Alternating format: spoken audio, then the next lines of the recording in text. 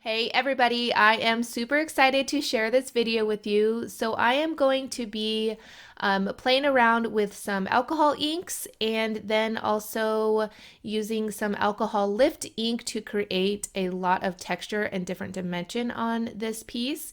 And then I am going to mount it onto a wood panel and then also use some epoxy resin to seal it to create more of like an art piece instead of something that I would use on a card or something. I've been wanting to do this for the longest time. I have been admiring people's work like this for a couple years now. Resin honestly scares me and I've never really had much luck with it.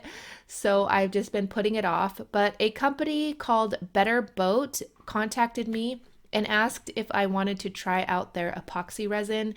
And I told them the truth that I'm not the greatest with it. I don't really have that much experience, but I'm pretty sure that they saw my video of the resin acrylic pour and they sent it to me anyways. They said just play with it, have fun, and that's what I did.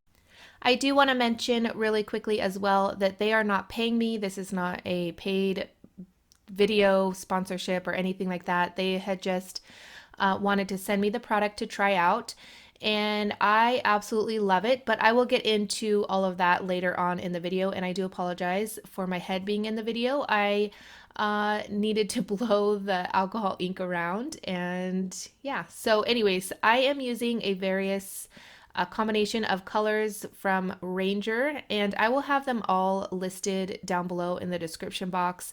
My desk is a mess. It's raining. My kids are home. It's just a crazy day. You want to say hi, Abby? Hi. I don't know if you could hear her little voice, but she said hi. um, all right, so I am using some Yupo paper. This is the best paper I have found to use with alcohol inks. I'm also working on the glass media mat from Tim Holtz as well. This made it so easy to make sure that I wasn't staining my work surface. And then it just wipes up super easy with some hand sanitizer or rubbing alcohol. All right, so as you could see, I am just kind of adding a little bit of color. And in the bottle there, it's not actually blending solution. I saved the bottle so that I can put some isopropyl alcohol in there. And I like just using the isopropyl alcohol, to be honest. It works really well. And I have no issues with it kind of blending around and doing its thing. So I squirt a little bit of the alcohol on there and then I will blow it around. And I'm using the air in my lungs versus a heat tool because I want it to have that smoky, almost like faded look. And if you use a heat tool, it dries the alcohol too fast, so it will have more of a like a darker look. But I am just kind of building up the colors at this point, and I at first didn't like this piece, to be honest. And then I kept adding more color and just building it up, and then I ended up absolutely loving it. So I am just adding more color, then more alcohol, more color, more alcohol. So I kept with like blues and greens, and then I added like a orange and yellowy color.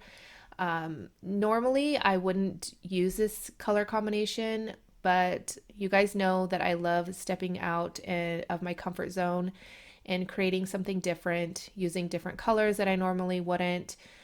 And of course, I have these alcohol inks, so I might as well use them. Oh, also, I didn't mention that I am using Bria Reese alcohol ink as well. That is the main blue color that you see. It's very, very pretty. It's like a darker blue.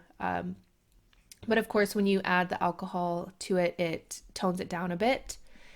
All right, so here is the fun part. As you could see, it's a really cool background, but I haven't played around with the alcohol lift ink in quite some time, and I have probably like 6 refill bottles, 2 ink pads, and I definitely needed to play around with it after seeing Tim Holtz. He did a alcohol piece, and then he used the alcohol lift ink to, I guess, stamp and stencil and do all these fun things. And then he did the same thing as, because he has that new resin. So he added resin to the top and it just looked amazing. All right, so I am just using some just random stamps that I have on my desk. These are from Finnabair. I use these a lot in my mixed media. And I am adding the alcohol lift ink. I have an ink pad to the side. And yes, I am working on my stamp platform, which I probably shouldn't because I did end up staining it. But you know, this thing is a beast and it will withhold almost anything. I am such a destructive crafter, and this thing has held up for a couple years now, which I am so happy that it has, because I absolutely love it. But anyway, so I am now going in with another stamp, and I am using some archival ink to give this piece a little bit more dimension and interest, texture. You really want to build the layers. I'm not using black at this point. I think it's called potting soil. And after I had added the dots stamp, you want to dab up a little bit of that lift ink, and then you can kind of rub it off so that all of the ink comes off. And then that's how you get that really cool ghosting effect. All right, so I am using a tool now with some felt on it, and I squeezed out some of the alcohol lift ink refill onto my media mat here, and I am going in with a stencil to add a little bit more dimension and interest. It's that ghosting effect. It's really cool. So then you go in with a paper towel, and you need to move the paper towel around so that it is always a clean area, or else you'll just dab on the color that you picked up back onto your piece, which could be cool if that's what it could be a cool look. But I really wanted a lot of that. As you could see, it's coming to life now. All right, so again, I'm adding more stamping, lots of stamping in this video, and I think I do end up using my stamp platform, or maybe not. I don't know. Anyways, I am now using a butterfly stamp from Tim Holtz, just to create not necessarily like a focal point, but more of something that will draw your eye and say, oh, okay, that's pretty cool. Because all of the shapes and stuff are really cool, but to see like a flower or a butterfly or something, I think makes this piece really, really cool. All right, so I have some of the new alloy ink on my media mat here, the gold. I can't remember exactly the name of it, but again, I will have it linked down below. So I added a ton of the isopropyl alcohol. This is going to not really give a faded look, but it just does something really cool where there's like a very fine dot of the alloy ink, the gold, and then it kind of spreads out. The isopropyl alcohol kind of spreads out and creates like a little bit different splatters onto your piece. All right, so I'm going back in with some more stamping, and this is going to be, I believe, some Stays On ink, yes. So I am just adding more depth and dimension to this piece, and it's almost finished, you guys. It is so cool. You will probably see a few more videos in the upcoming month or so of me doing something similar. This is so relaxing and fun to me. I just absolutely love it. And I'm wanting to do more like purples and then more like teals and stuff. Lots of different color combinations I have in mind and different ideas that I have. All right, so I'm adding more splatters with the alloy ink. And once the ink dries on your mat, you can add more isopropyl alcohol to get it activated again. So I'm adding more like globs, like splatter globs, I would call them, with just kind of flicking the bottle of the alloy ink onto the alcohol piece here, alcohol inked piece. So I trimmed it down to 4 by 6, and this wood panel I had got from Blick Arts.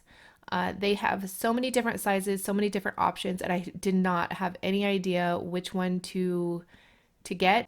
There really isn't much information on how to mount an art piece onto a wood panel. There is some information, but nothing that I found too helpful. Well, I take that back. I did find a blog that was helpful, not necessarily like any videos or anything. So I kind of just had to figure it out on my own, and I just got what I thought would work, and thankfully it does, because I would be very upset if I got something that wasn't going to work. All right, so I am going to add some heavy body gel. I'm not exactly sure what other people use to mount their art pieces onto wood panels, but this is what I'm going to be using. I know that it works. It's very heavy duty. It will definitely hold this Yupo paper on this wood panel. So I add a coat to the Yupo paper. Now I'm adding a coat to the wood panel, and that way it kind of just bonds together and holds really good. So as you can see here, I'm just adding it to the piece. Very simple. Then I'm going to take a paper towel and use a brayer to make sure that everything is stuck down and there is no air bubbles or anything. And because I added such a thin layer of the gel, it didn't really seep out the sides, but if it does, you just kind of wipe it off. I should have masked the sides of the wood panel with some painter's tape, but I didn't. But there wasn't much epoxy resin that got on the sides, but I will definitely do that for the next time just in case.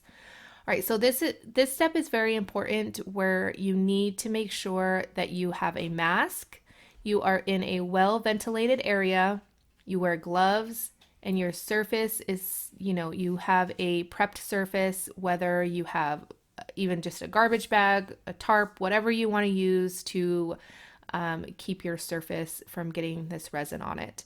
So this is a 2-part resin, and you need to be very careful in mixing it really well, like exactly 1 part to 1 part. And that's why I'm taking a pen, because normally I just eyeball it, and maybe that's probably why I haven't had much success in the past. But because I was using this more for something that I wanted to display in my craft room, I really wanted it to work out and be perfect. So I was really taking my time to make sure that I was doing everything right.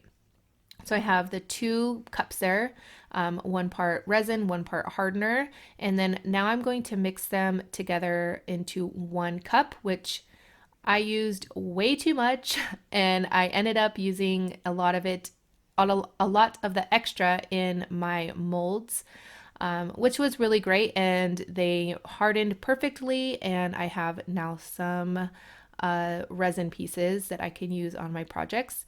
So I didn't have any stirring sticks. So my husband had this like yard stick or something, this ruler, and he cut it in half so that I can use it to scrape the bottom of the cups and stir it around really well.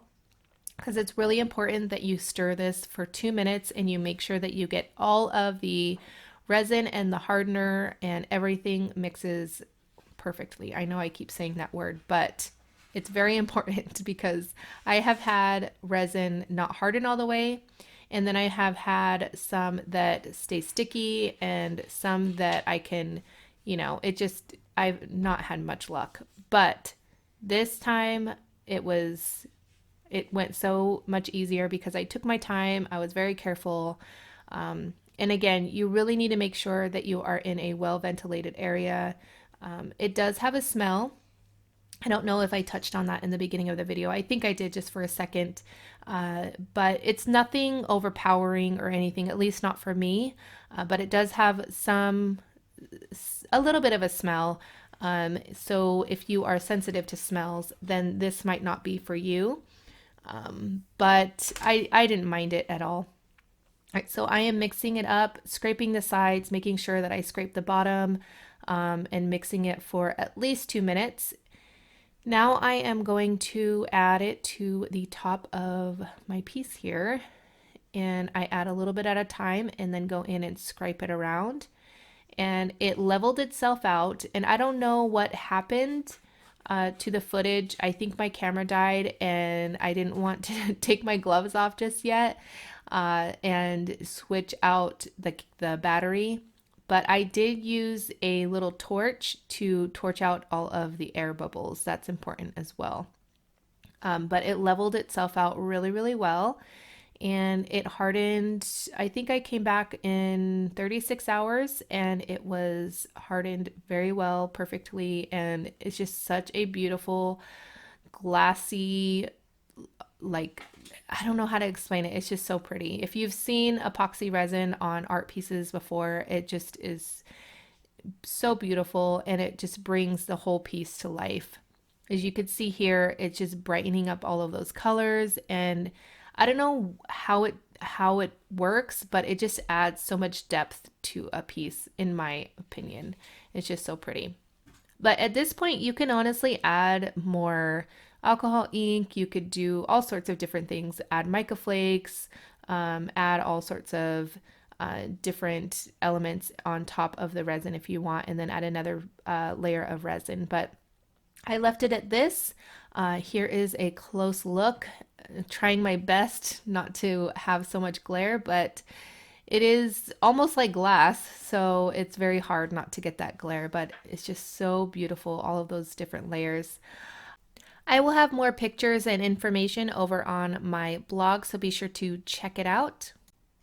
If you like this video, please subscribe and give it a thumbs up. Don't forget to leave a comment down below if you like this. Here's a couple more videos that you might enjoy. Don't forget to hit that thumbs up button to show us that you like this video a lot. Thank you for watching my mama and have a great day. Bye!